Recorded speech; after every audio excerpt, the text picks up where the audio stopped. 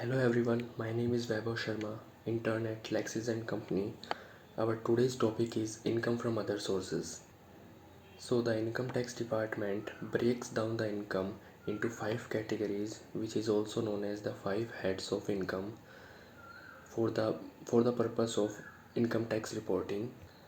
And those five heads are income from salary, income from house property, income from capital gain or loss, income from business or profession, and income from other sources.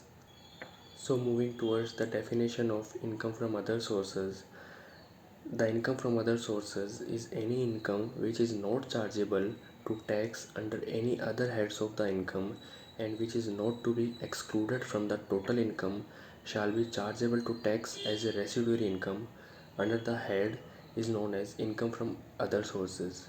So income from other sources is basically that income which do not comes under any other heads of the income and also which is not to be excluded from the total income. Basis of charge. So section 56 tells about the basis of charge. So there must be an income, it should be an exempted income, and such income should not be charged under tax under any other heads of the income. Therefore this type of income is also known as residuary level or residuary head of income.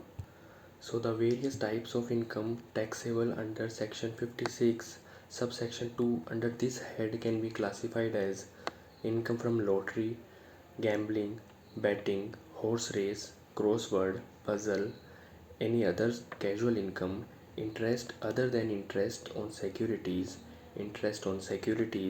commission, uh, and family pension, royalty, director's fee, subletting of house, dividend, tuition income, etc. So here are some basic example for like casual income. The TDS is applicable at 30% on this. That means the gross income is equal to the net amount received into 100 divided by 70. If you talk about lottery income, then if the income from lottery is less than 5,000, then there should be no TDS. Income from house rates, if income from house rates is less than rupees 2,500, then there is no TDS. Family pension, if rupees 1 lakh 15,000 only, or 1 by third of actual amount received is less, it is exempted. And dividend from Indian company is completely exempted in income from other sources.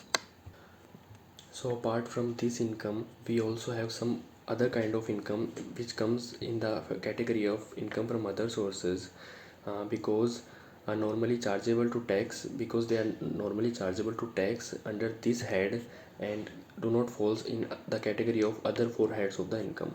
So the the incomes are income from subletting of house property by a tenant, casual income, insurance commission, family pension. Family pension means the payment received by a legal hire on a on of a deceased employee.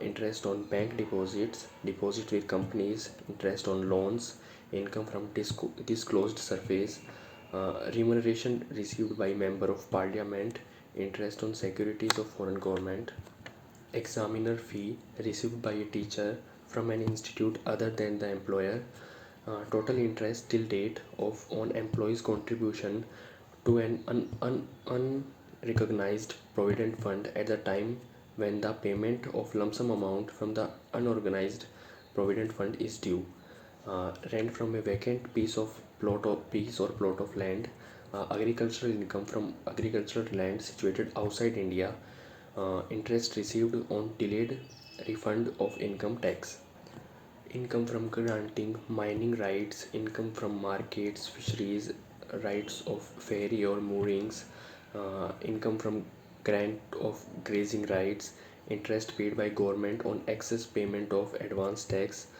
income received after discontinuation of the business. So now section 56 tells about the tax deduction that cannot be claimed under income from other sources, which includes personal expenses. Amount mentioned as per section 40A is not deductible. Taxable amount paid under the category salaries and payable outside India taxes have not been paid or deducted at sources. Some paid towards wealth tax that is not deductible. So now we will talk about the exemptions from tax. The income which is exempted to pay income tax are the occasion of marriage of individual, received under a will or inheritance, or competent of death of the payer, received from local authority, uh, or a charitable trust. So that's it for today. Thank you so much.